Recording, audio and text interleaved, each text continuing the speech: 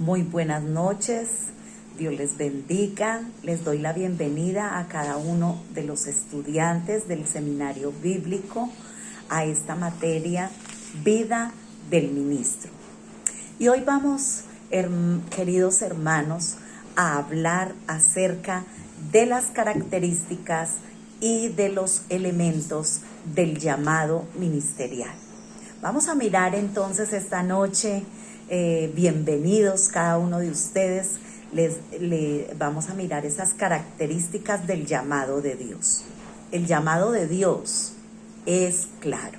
Esto nosotros lo encontramos en 1 de Timoteo capítulo 4 versículo 1 y tenemos el ejemplo de Abraham, Moisés y también los discípulos de Jesús. El llamado de Dios es soberano. Dios nos llama por su gracia. Nadie reúne las condiciones para ser llamado por mérito propio. El llamado es permanente, firme, no hay cambio de opinión. Romanos capítulo 11, el versículo 29, el llamado es oportuno, Gálatas 4:4, y miramos nosotros que Moisés fue llamado cuando tenía 80 años. Juan el Bautista, antes de nacer, Dios lo llamó. En la primera carta del apóstol Pablo a Timoteo, allí hay un manual para establecer el liderazgo de la iglesia. Y aquí nos muestra ampliamente cómo esta carta puede ser como una mina rica en principios para cualquiera que desea tener un impacto espiritual en la vida de otros.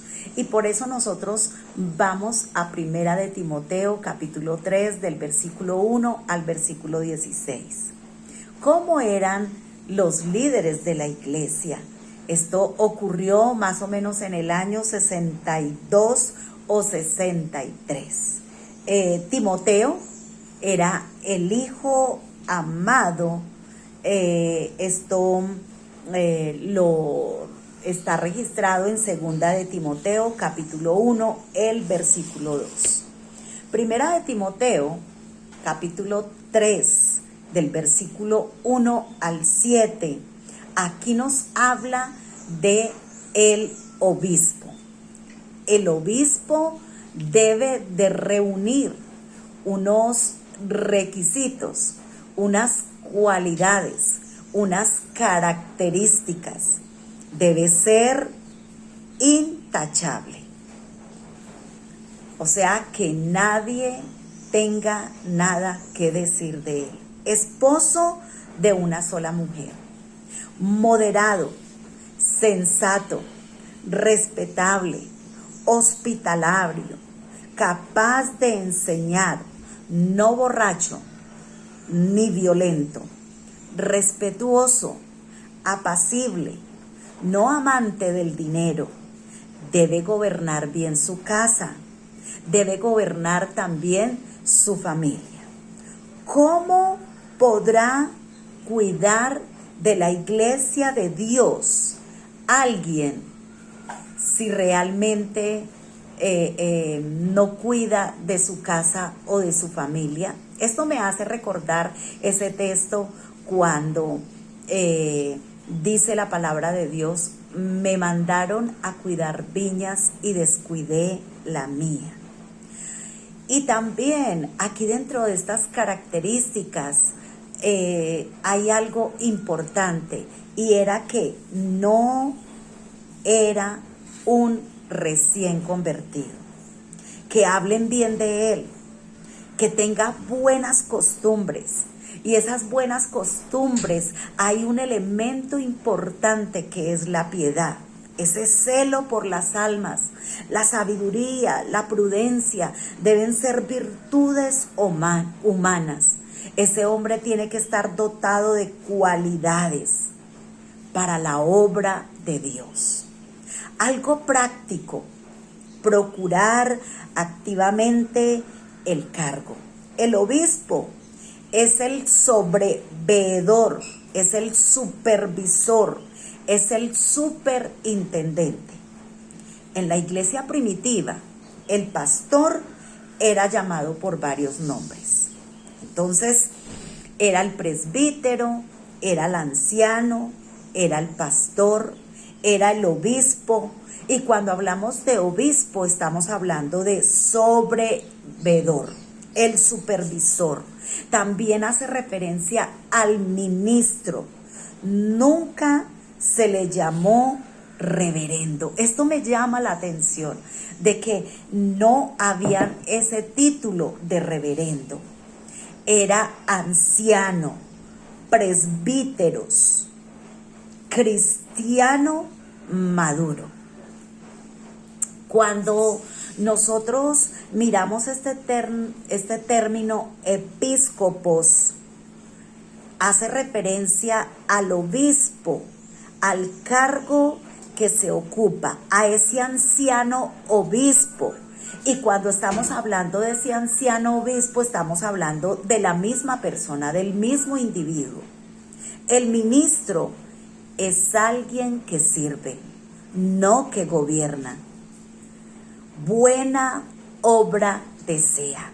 Así el apóstol Pablo dice que el que anhela obispado, buena obra desea. Busca un lugar para servir.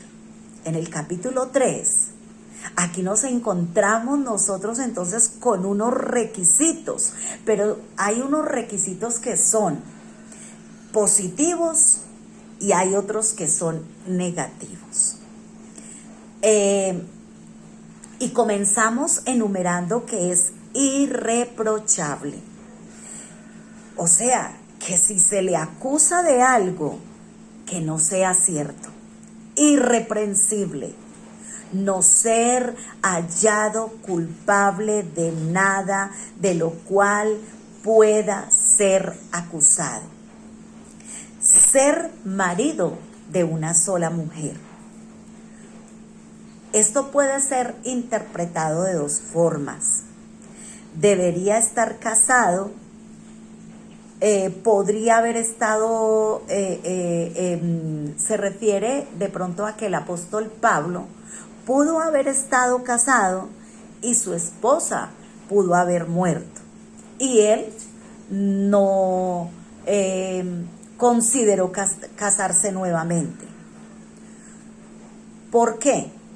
Porque alguien que era miembro del Sanedrín no podía ocupar este cargo sin casarse. Y él ocupó un lugar en el Sanedrín. No debe de tener dos esposas, porque esto es poligamia. Era común en aquellos días de Pablo. Predominaban la bigamia. El ministro debe ser marido de una sola mujer. Sobrio. O sea, cuando estamos hablando de sobrio, es serio, sensato, juicioso, serio en el cargo que ocupa. También hablamos de que sea prudente, actúa con moderación, actúa con cautela, que tenga buena conducta, una conducta ordenada, no realiza acciones dudosas. Y también otra característica o cualidad, hablemos mejor de las características o cualidades antes que requisitos, porque es que las características tienen que ver con el carácter de la persona. Una conducta decorosa, hospitalario, trata bien a aquellos que vienen a visitarle y que vienen a colaborar con él. Miramos entonces, hermanos, que esta demanda de los ministros es bastante grande.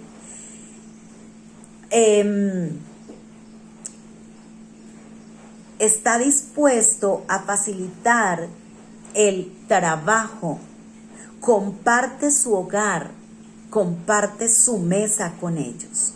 Y hay algo muy importante, y es que el ministro debe ser una persona apta para enseñar. Aquí nos está hablando de requerimientos. Estos requerimientos, y hay unos, como yo les enunciaba ahora, unos son positivos, otros son negativos. ¿Cuáles son esos negativos? Lo que no debe hacer. No dado al vino. Controlarse en el uso de las bebidas. Y de pronto con esto hay que tener mucho cuidado, porque nosotros tenemos que ser ejemplo para todos y en todo. Entonces uno tiene que llevar el nombre de Cristo en alto, siendo ese embajador.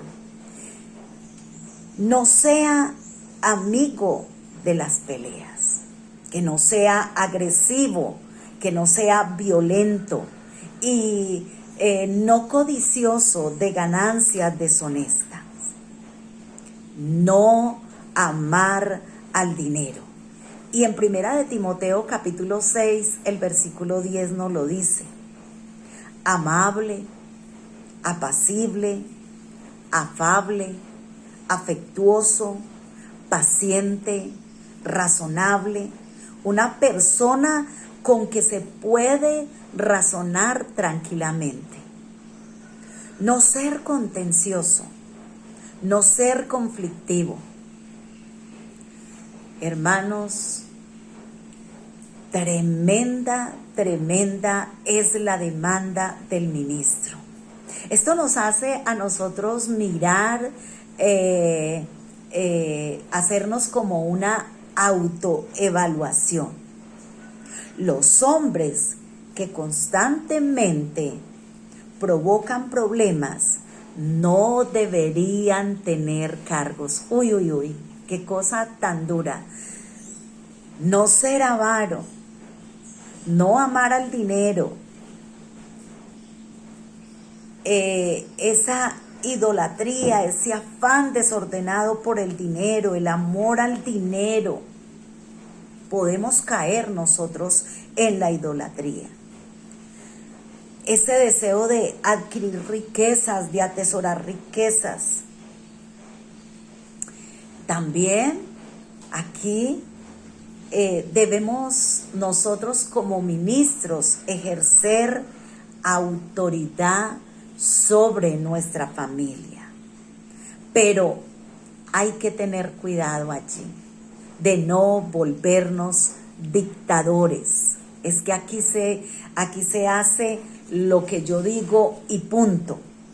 No ser, hermanos, un recién convertido. Tenemos que también tener cuidado con lo siguiente, y es el orgullo. Recordemos que el orgullo fue el gran pecado del diablo. También suele ser con frecuencia el pecado de algunos líderes, de algunos ministros que ocupan cargos, de predicadores. Esto es un pecado que constituye un peligro para la iglesia, para las comunidades. Ser piadoso. La piedad tiene que ver con la misericordia. Y allí hay una palabra que hace referencia a misericordia, y es eusebia, temor a Dios, obediencia a sus mandamientos, virtud que inspira por el amor a Dios, una tierna devoción a las cosas santas. Esto viene de esa palabra Gesed, se manifiesta en actos de adhesión, que implica una ayuda mutua, eficaz, fiel, obediencia a Dios. Primera de Timoteo, capítulo 6, del versículo 4 al 10. Ser piadoso es un estilo de vida regido por los principios de la palabra de Dios. Predicar el amor, predicar la santidad, deben ser los ejes centrales de la vida espiritual. Esa vida espiritual que debe ser práctica y debemos nosotros ejercerla con destreza, con poder. Miremos entonces lo que dice Tito. Tito solo va a estar compartiendo el pastor con cada uno de ustedes. Dios les bendiga. Que tenga usted una bendición cada día más y más. Dios le bendiga en esta noche. Qué alegría de poder dirigirnos a ustedes en este momento para compartir lo que Dios tiene para usted y para mí en esta noche. Hablando de el liderazgo, del pastorado, pues hay requisitos que Dios nos manda en su palabra para poder ejercer este ministerio que es tan especial, un llamado que Dios nos ha hecho con un propósito, y es que el pueblo del Señor sea edificado en gran manera. Entonces, como decía ahorita mi esposa, se requiere ser un líder, pero para esto hay que tener un llamado especial, un llamado específico, y para ello hay unos requisitos, o más bien requisitos que el Señor nos manda a través del apóstol Pablo. Por ejemplo, cuando Pablo se presenta y él dice siervo de Dios, imagínese usted que el apóstol Pablo, algunos tienen el conocimiento de que Pablo era un hombre muy estudiado, se educó a los pies de Gamaliel, un hombre muy educado.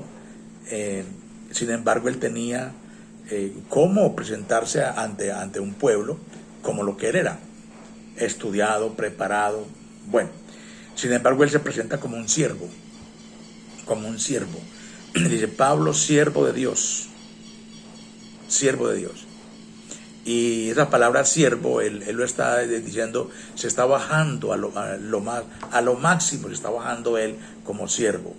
Entonces, Pablo da a entender que usted y yo necesitamos servir a la comunidad, servir a nuestros hermanos. Y a veces parece como que se nos olvida de dónde el Señor nos sacó, de dónde el Señor, qué ha hecho Dios con nosotros. Y nos olvidamos lo que Él es, lo que ha hecho. Y caemos en el, si se puede decir, en ese pecado de desconocer lo que Dios ha hecho. Y nos olvidamos de eso. Y entonces cuando Dios nos permite ir creciendo en la obra, ir creciendo en el ministerio, entonces nos olvidamos y miramos a los demás como si ellos no fueran nada para nosotros. Entonces esto debería hablo a nivel general, a todos los ministros, a todos los pastores, no olvidarnos de dónde el Señor nos ha sacado. Entonces tenemos que aprender a ser siervos para poder ejercer el ministerio que el Señor nos ha entregado. Entonces hay una lista, si se puede decir, que Pablo le dice a Tito, le dice: por esta causa te dejé en Creta, para que corrijas lo deficiente.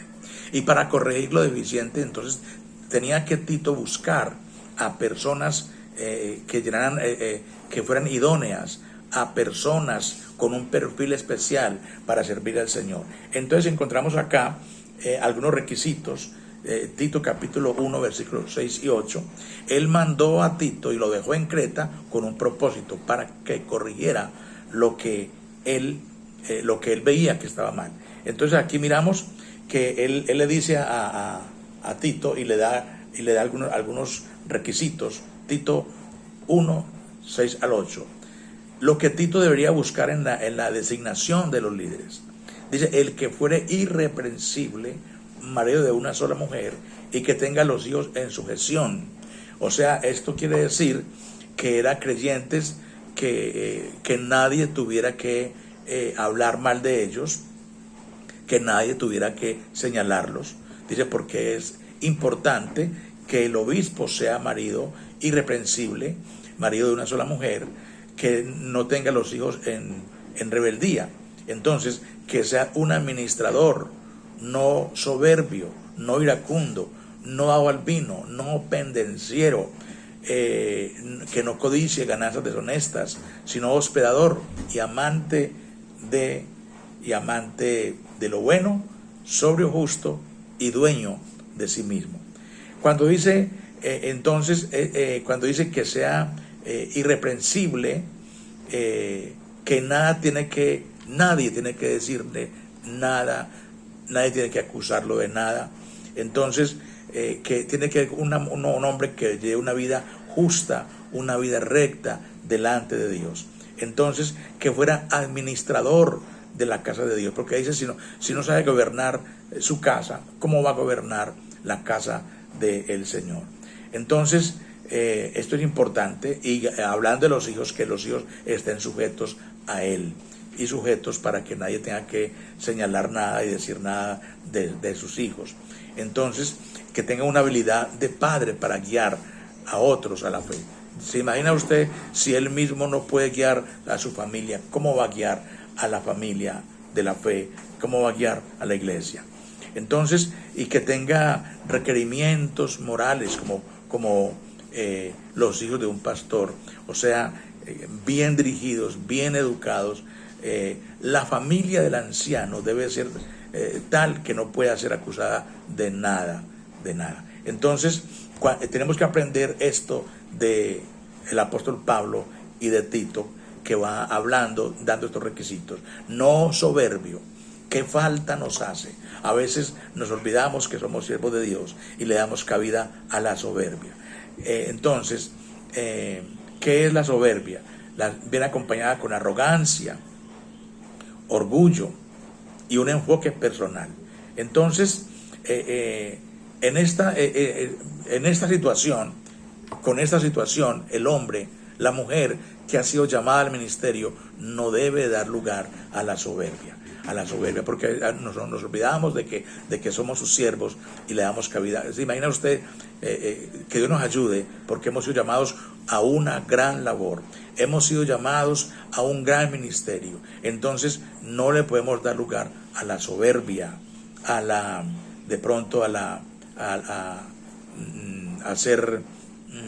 ver cómo le explicara, al orgullo, porque a veces nos olvidamos y le damos cabida a este mal tan grande. No iracundo.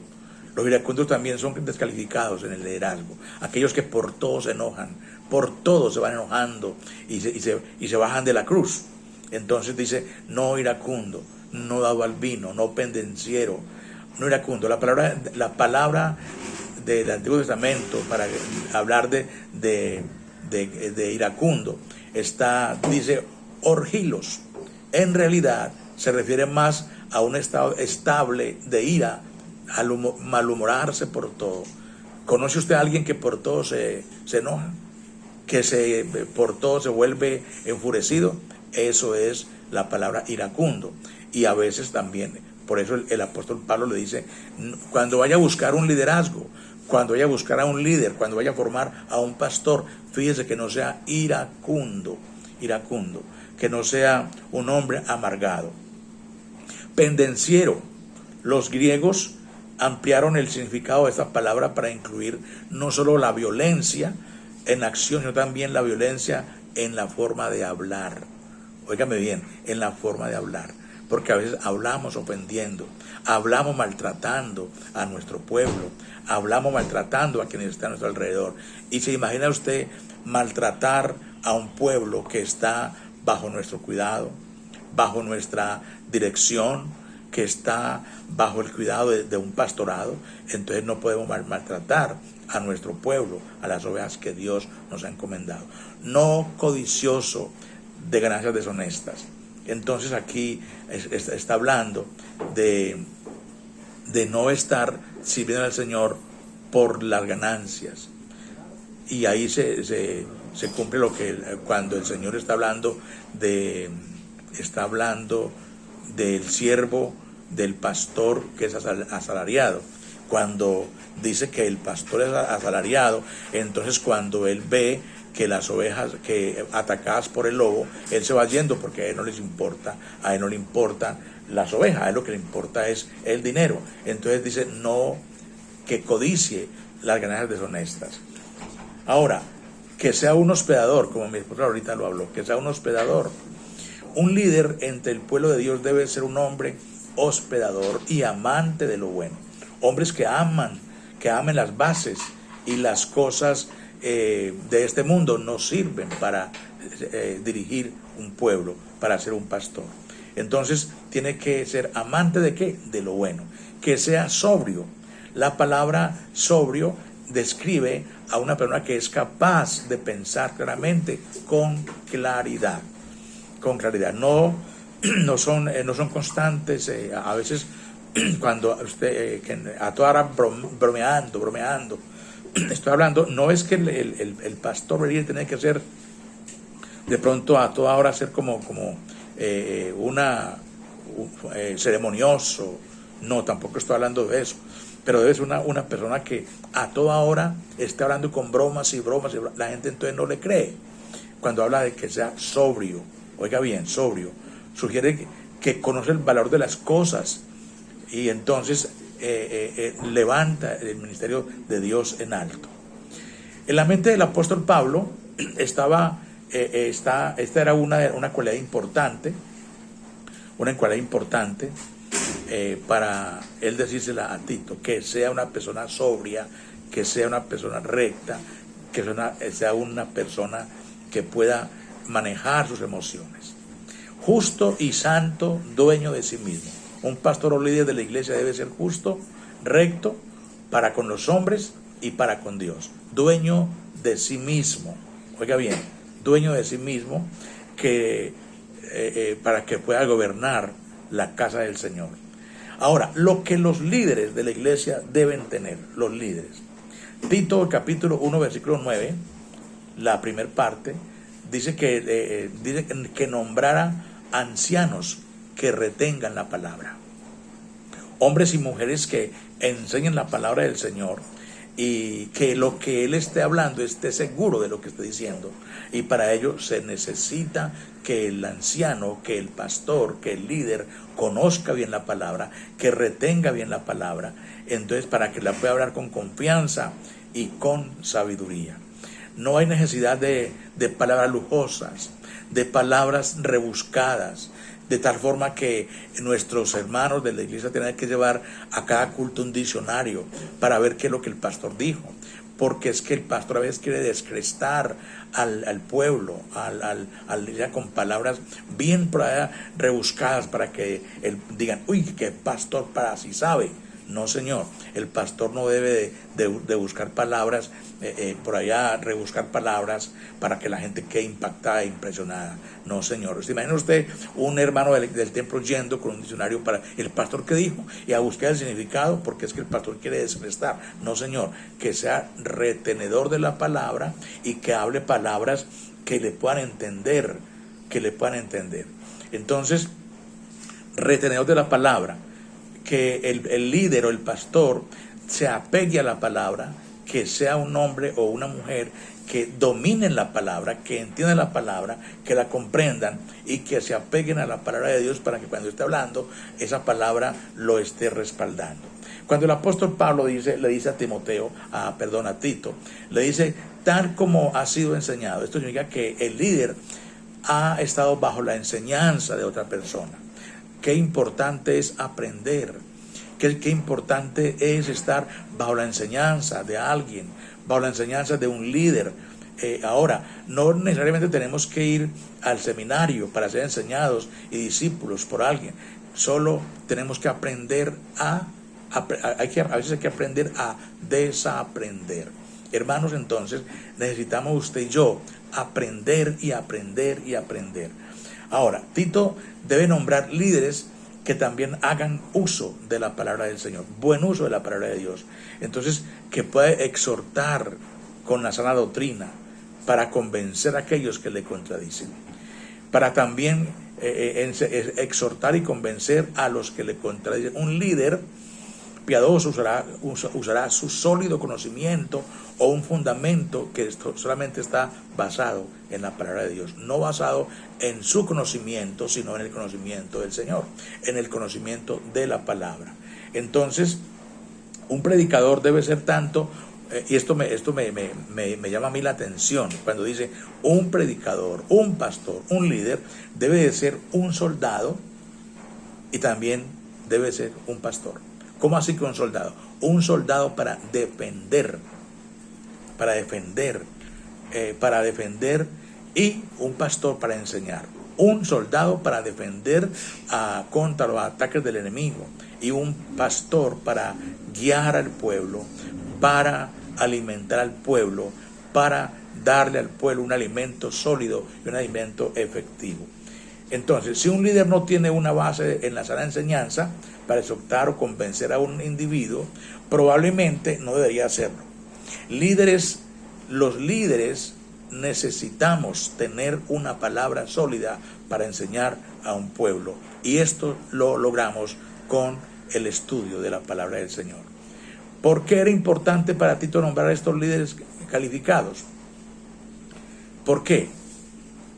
Porque tenían que enfrentarse contra un mundo, contra un pueblo, contra gente que era bien estudiada también. Entonces se imagina usted un pastor que no sepa. Por eso dice el apóstol Pablo, dando un consejo, dice que no sea un neófito, alguien que sea nuevo, alguien que llega al templo, llega mucha gente estudiada y a veces más estudiado que el pastor. Entonces, dígame usted, cuando uno se ha enfrentado a esta situación, quien queda mal es el evangelio. Si no, allá cualquiera puede enseñar. No, el ministro, el pastor, el líder debe ser bien preparado, porque hay una demanda grande que continuamente nos están midiendo. Porque dice el apóstol Pablo, porque hay muchos contumaces, habladores de vanidades y engañadores, mayormente los de la circuncisión, a los cuales es importante, dice, tapar la boca de aquellos que trastornan el mundo entero, enseñando por ganancias deshonestas lo que no conviene. Entonces, porque hay mucha gente, y contumaces, es la palabra contumaces, indica alguien alguien que no se somete a nadie, es la palabra contumaz, alguien que no se somete a nadie, y mucho menos a la autoridad que ha sido delegada por Dios. Entonces esto está hablando el apóstol Pablo, y le dice a Tito, consiga a esta gente, busque a esta gente que se metan con la palabra, que tengan estos requisitos para que Dios sea glorificado. Ahora hay un orden de autoridad en el hogar, en la iglesia, en el trabajo y en la comunidad. Y Dios quiere que usted y yo estemos bien preparados para esto. Entonces, Dios quiere que reconozcamos en dónde Él nos ha colocado, y Él nos ha colocado en una iglesia para que aprendamos a dirigir una iglesia, para que aprendamos a gobernar una iglesia, pero con justicia. Oiga bien, en aquel entonces había muchos contenciosos, gente problemática entre el pueblo de Dios en los días de Pablo. Incluso poco después de que el mismo apóstol había estado entre ellos, entonces también deberíamos nosotros esperar, y hay gente así en la iglesia, debemos esperar gente que llegue a nuestra iglesia, gente que es problemática, gente que a todo le ven un pero allí está el pastor para guiar, al pueblo, para guiar para guiar las ovejas.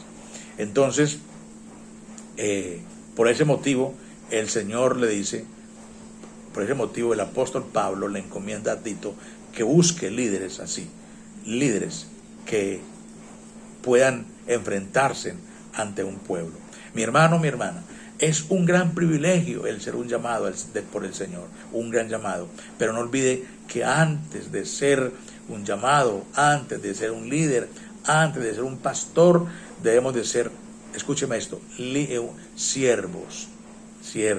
El mismo Jesús, cuando vino aquí a la tierra, Él dijo, yo no he venido para que me sirvan, yo he venido a servir. Entonces, ¿será que usted y yo podemos aprender esto? Podemos aprender a dirigir un pueblo, podemos aprender a dirigir un pueblo con amor, con alegría, podemos aprender a dirigir un pueblo que la gente no tenga nada que decir de nosotros, que la gente no tenga que decir nada de usted ni de mí.